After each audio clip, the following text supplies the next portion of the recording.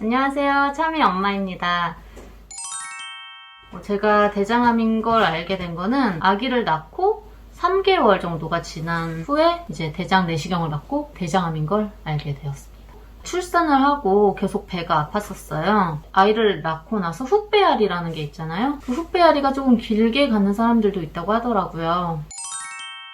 그 댓글 중에 뭐 아프면 빨리 병원에 가야지 왜 3개월이나 그거를 참고 있었냐 이런 댓글도 있었는데 저는 참은 게 아니고 제가 병원을 좀 많이 갔었습니다. 그 3개월 동안 한 달쯤 됐을 때 이제 산부인과에 가서 복부 초음파를 받았고 근데 그때는 별 이상이 없으니까 원래 출산하고 나면은 좀 아물어가는 과정에서 아플 수가 있다 그렇게 말씀하시더라고요. 뭐 좀 더 지켜보다가 계속 배가 아파서 이번엔 내과를 갔어요. 뭐 크게 문제는 없어 보인다. 출산을 한 지 얼마 안 됐으니까 이런 아플 수 있다 이렇게 말씀하셨고 그 다음에 이제 외과를 갔죠. 근데 여기서도 그냥 출산해서 배 아픈 거다 다 괜찮다는 거예요. 병원에서 뭐 시간 지나면 이제 괜찮아지니까 지켜보자 그렇게 해서 3개월이 지난 거죠. 이게 병원에서 뭐 다 괜찮다고 하는데 느낌이 좀 뭔가 의심스러운 거예요. 제 안에서 배가 아픈데 제 뱃속에 이 장기에 피멍이 들은 느낌? 배꼽 주변인데 어딘지 딱 집을 수는 없는데 뭔가 아랫배랑 배꼽 주변인 것 같은 거예요. 위는 아닐 것 같고 근데 또 산부인과 초음파는 받고 뭐 문제가 없다고 했고 그래서 뭘 더 할 수 있을까 하다가 이제 대장 내시경을 보러 가게 된 거죠.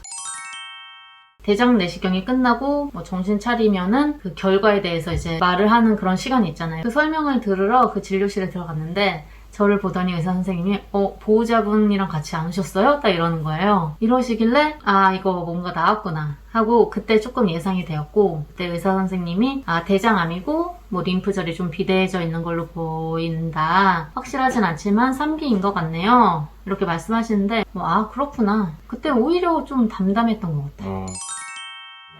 제가 이제 집에 와서 제가 딱 문을 열면서 여보 나 대장암이래 이랬어요. 되게 가볍게. 제가 너무 아무렇지 않게 말하니까 남편이 뭐야 농담이지? 그냥 이렇게 가볍게 이러더라고요. 아니야 나 진짜 대장암이래 3기인 것 같대. 그냥 가볍게 말했는데 그때 남편이 되게 놀라는 얼굴로 이 막 긴가민가 하는 얼굴로 쳐다보는 거예요 저를. 근데 그때 갑자기 막 눈물이 막 저도 모르게 막 나오는데 그러니까 남편도 이제 진짜구나 하고 서로 심각해진 거죠. 그리고 그때부터 이제 뭐 저도 그렇고 남편도 그렇고 혼자 있다가 막 울고 혼자 울다가 또 자기가 이제 운 거에 대해서 서로 막 얘기하면서 그렇게 또 같이 울고 부둥켜 안고 울고 그랬지.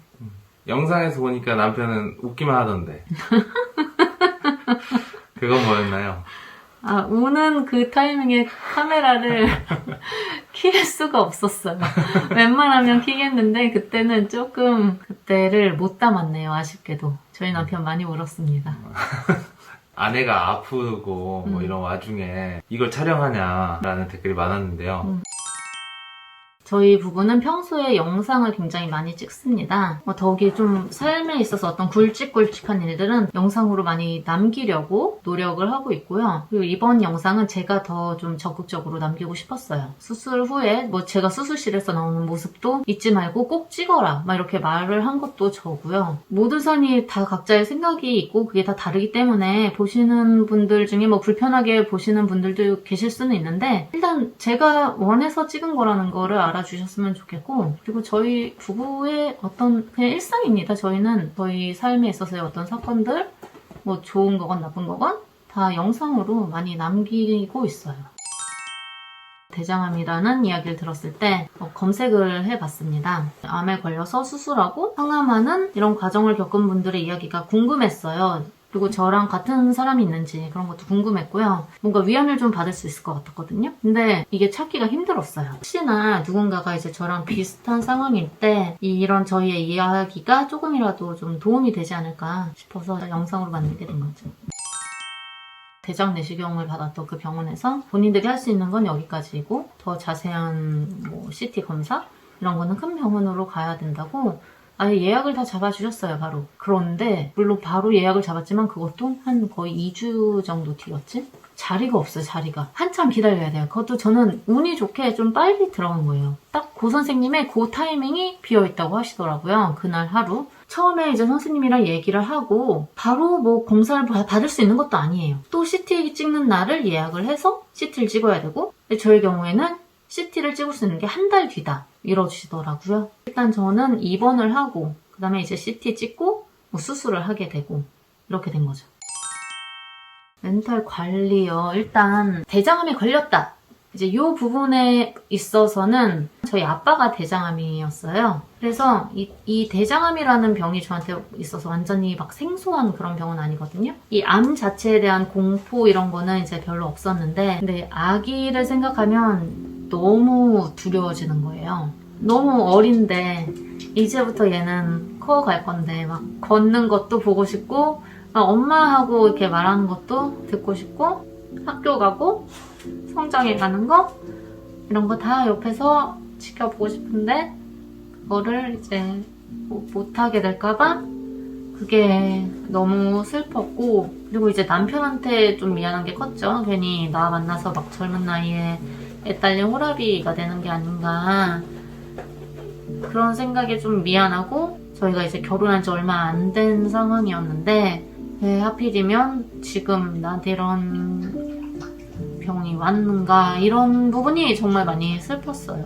근데 아기가 있으면 일단 병에 걸려도 뭐 엄마는 엄마여야 되는 부분이 있어서 뭐 아프고 슬퍼도 일단 애를 봐야 돼요. 그래서 막 현실적으로 슬픔에 막 계속 빠져있을 여유가 일단은 없어요. 애기 우유 먹이고 뭐 기저귀 갈고 재우고 그런 걸 하느라 일단 바빠서 지금 할 수 있는 걸 하자 이렇게 생각을 하게 되는 부분이 있었고, 그리고 또 하나 신기한 거는 아기가 뭐 자다가 깨서 수유하고 아기가 울고 이런 육아할 때 정말 힘들 때가 많은데 그게 갑자기 하나도 안 힘들어지는 거예요. 모든 순간이 갑자기 너무 소중해지고 아기가 우는 모습도 너무 사랑스럽고 남편이 막 코를 골아도 예쁘고 그냥 이런 모든 순간이 다 아름다워지는 그런 뭔가 기적 같은 경험을 했거든요. 그래서 멘탈적인 부분은 오히려 뭐 제가 관리를 했다기보다 그냥 암에 걸리고 나서 좀 자연스럽게 더 강해진 그런 부분이 있는 것 같아요.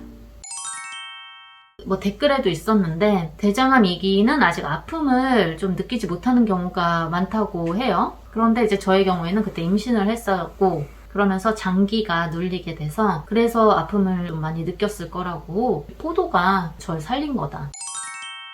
많은 분들이 차미에 대해서도 암에 걸렸는데 뭐 집에서 개를 키우냐 이런 말씀을 많이 하셨는데 뭐 그거는 충분히 염려할 만한 부분이라고 생각을 해요. 수술도 그렇지만 이제 항암을 하면 면역력이 엄청 떨어져서 뭐 반려동물뿐 아니라 이제 많은 부분에 있어서 뭐 위생, 청결 이런 부분을 좀 신경을 쓰셔야 하는데 저는 그나마 면역력이 좀 위험할 정도로 떨어지진 않아서 뭐 다행히 참이랑 같이 있을 수가 있었던 것 같고, 그런데 이제 저는 참이한테 정말 많은 도움을 받은 게 제 수술하기 전에 아플 때도 그렇고 수술하고서 이제 항암하면서 너무 힘들 때 참이가 진짜 많은 힘이 됐습니다. 항암을 하면 몸이랑 정신이 완전히 망가져요. 괜찮지 않을까 이렇게 좀 쉽게 생각을 했는데 상상을 초월할 정도로 힘들어요. 엄청 무기력해지고 우울해지고 다 포기하고 싶고 그런 생각이 절로 나는데 그때 참이가 막 그냥 가만히 옆에 있어주고 그랬거든요. 누워있으면 옆에 와서 같이 누워있어주고, 근데 그것만으로 그냥 엄청 위안을 받았어요. 그래서 제 경우에는 참이의 존재가 오히려 더 도움이 됐다고 말씀드리고 싶어요. 하지만 암에 걸려서 항암한다고 키우던 반려동물들을 다른 곳으로 보내시는 분들도 뭐 저는 얘기를 많이 들었거든요. 그분들도 충분히 이해를 합니다. 남편분이 항암에 반대하시는 내용이 나오는데 많은 분들이 많은 의견을 내시더라고요. 그쵸. 안 좋은 댓글도 많고.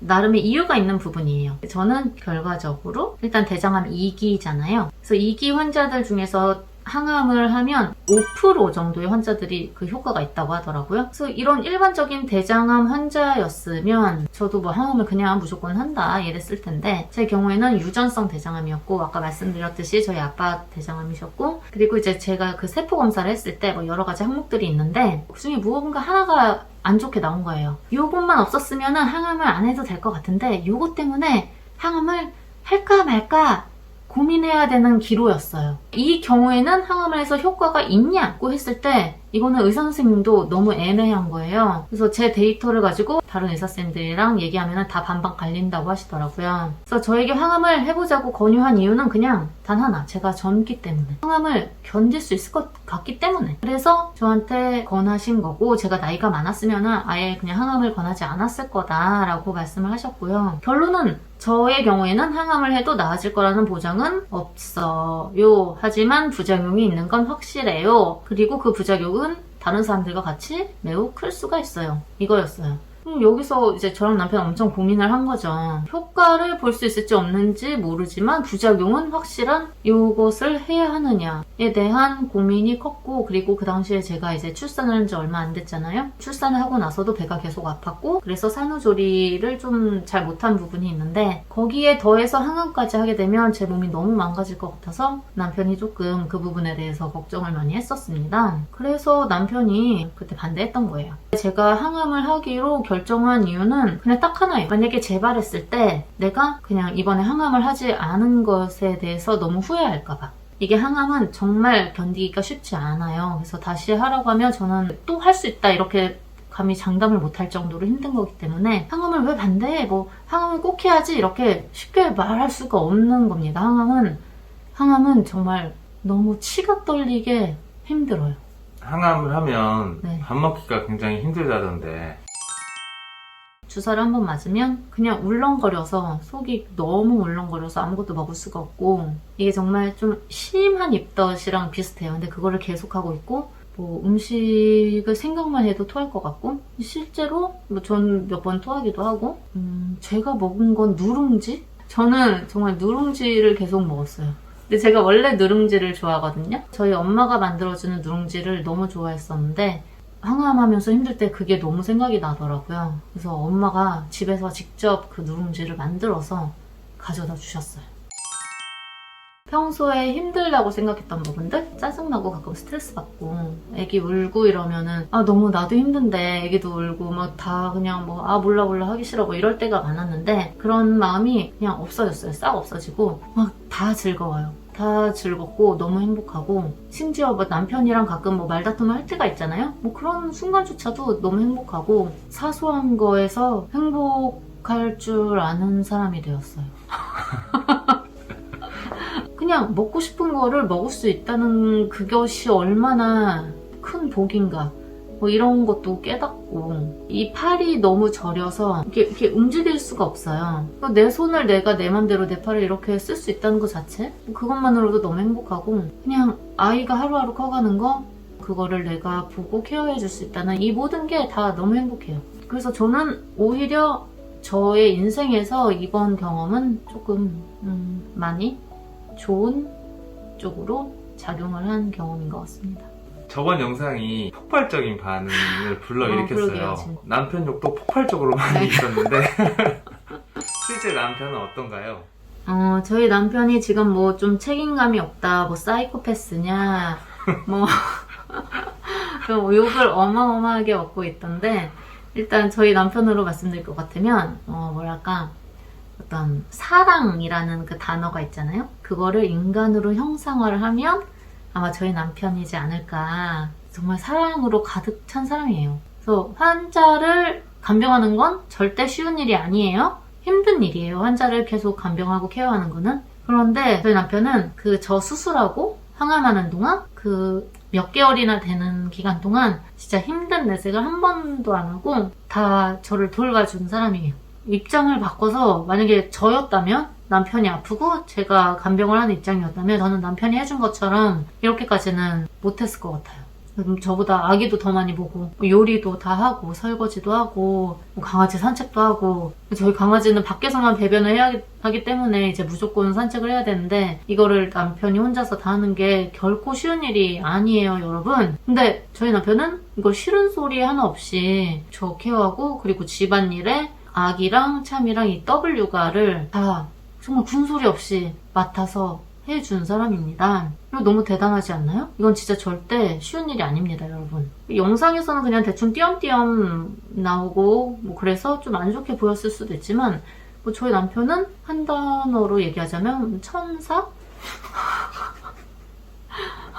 천사라고 저는 표현할게요. 천사는 아, 이건 뭐 주관적인 감성이기 때문에. 지금의 생각은 그렇다. 나중에 바뀔 수 있지만. 여보를 만난 후부터 지금까지 계속 그렇게 생각하고 있다. 앞으로는 바뀔 수는 있다. 알겠습니다. 일단 뭐 수술은 다 했고 항암도 끝났고 추적 검사만 남은 상태입니다. 그래서 뭐 건강한 거 먹으면서 좀 살아가 보려고 하니까 지켜봐 주시면 감사하겠습니다. 네, 저희 채널은 사실은 이런 항암, 암투병 채널은 아니고 저희가 강아지 차미, 진돗개 차미와 저희 아기를 같이 이제 키워가면서 그 내용을 담는 그런 채널인데 어쩌다 보니까 이렇게 좀 항암, 암 쪽으로 많이 왔어요. 근데 강아지와 아기도 많이 사랑해 주시고 네, 많이들 봐주시면 감사하겠습니다. 감사합니다. 감사합니다.